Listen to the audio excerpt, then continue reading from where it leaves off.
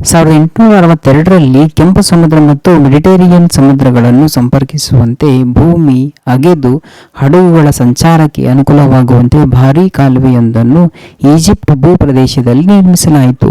ಇದೇ ಪ್ರಸಿದ್ಧ ಸೂಯಜ್ ಕಾಲುವೆ. ಸೂಯಜ್ ಕಾಲುವೆ ನಿರ್ಮಾಣಗೊಳ್ಳುವವರೆಗೂ ವಾಸ್ಕೋಡಿಗಾಮ ಕಂಡುಹಿಡಿದ ಜಲಮಾರ್ಗವೇ ಭಾರತ ಮತ್ತು ಯುರೋಪ್ ನಡುವಿನ ವ್ಯಾಪಾರ ಮಾರ್ಗವಾಗಿತ್ತು. ಏಕೆಂದರೆ ವಾಸ್ಕೋಡಿಗಾಮನ ಮಾರ್ಗವಾಗಿ ಹೋಗುವ ನೌಕೆಗಳು ಆಫ್ರಿಕಾದ ದಕ್ಷಿಣ ತುದಿ ಕೇಪ್ ಆಫ್ ಗುಡ್ ಹೋಪ್ ಅನ್ನು ಬಳಸಿ ಹೋಗಬೇಕಾಗಿತ್ತು.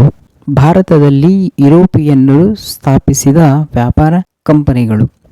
ಪೋರ್ಚುಗೀಸರ ಯಶಸ್ವಿ ಪ್ರಯತ್ನಗಳಿಂದ ಪ್ರೇರಣೆಗೊಂಡ ಯುರೋಪಿನ ಡಚ್, ಇಂಗ್ಲಿಷ್ ಮತ್ತು ಫ್ರೆಂಚ್ ವ್ಯಾಪಾರಿ ಕಂಪನಿಗಳು ಭಾರತಕ್ಕೆ ಬಂದರು.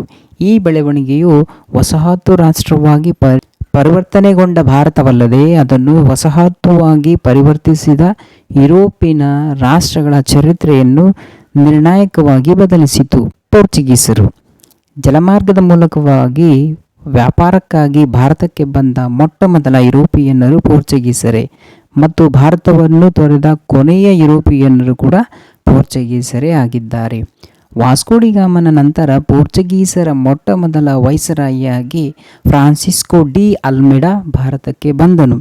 ಭೂಮಿಯ ಮೇಲೆ ಆಧಿಪತ್ಯಕ್ಕೆ ಬದಲು ಸಮುದ್ರದ ಮೇಲೆ ಏಕಸ್ವಾಮ್ಯಕ್ಕಾಗಿ ನೌಕಾಶಕ್ತಿಯನ್ನು ಬಲಪಡಿಸುವ ನೀಲಿ ನೀರಿನ ನೀತಿ ಬ್ಲೂ ವಾಟರ್ ಪಾಲಿಸಿಯನ್ನು ಜಾರಿಗೆ ತಂದನು. ಅಲ್ಮೆಡನ ನಂತರ ಬಂದ ಅಲ್ಫೋನ್ಸೋ ಡಿ ಅಲ್ಬುಕರ್ಕ್ ಭಾರತದಲ್ಲಿ ಪೋರ್ಚುಗೀಸ್ ಸಾಮ್ರಾಜ್ಯದ ನಿಜವಾದ ಸ್ಥಾಪಕನೆಂದು ಪ್ರಸಿದ್ಧನಾಗಿದ್ದಾನೆ.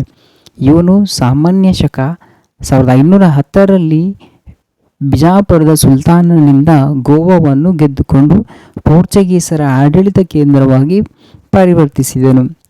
ಮುಂದೆ ಒಂದು ಶತಮಾನ ಕಾಲ ಭಾರತದ ವ್ಯಾಪಾರದ ಮೇಲೆ ಪ್ರಶ್ನಾತೀತ ಏಕಸ್ವಾಮ್ಯವನ್ನು ಹೊಂದಿದ್ದ ಪೋರ್ಚುಗೀಸರು ಡಚ್ ಮತ್ತು ಇಂಗ್ಲಿಷರ ಆಗಮನದ ನಂತರ ರಾಜಕೀಯವಾಗಿ ಭಾರತದಲ್ಲಿ ಡಚ್ಚರ ಅಧಿಕಾರ ಮತ್ತು ಅವರ ಅಂತ್ಯ.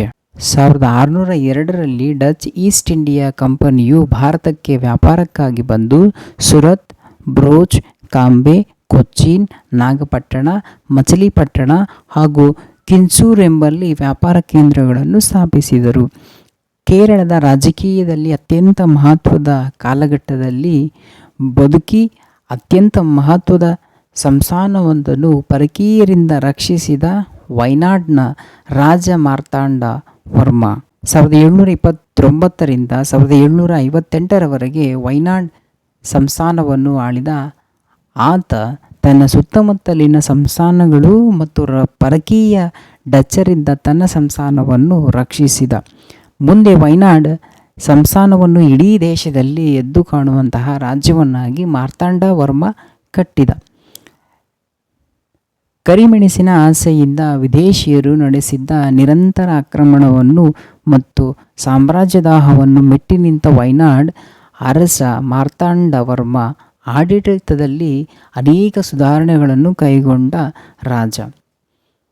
ರಾಜಧಾನಿಯನ್ನು ಪದ್ಮನಾಭಪುರದಿಂದ ತಿರುವನಂತಪುರಕ್ಕೆ ಸ್ಥಳಾಂತರಿಸಿದ ಆತ ತನ್ನ ಸಂಸ್ಥಾನವನ್ನು ವಿಶ್ವ ತಿರುವಂಕೂರ್ ಸಂಸ್ಥಾನ ಎಂದು ಹೆಸರಾಗುವಂತೆ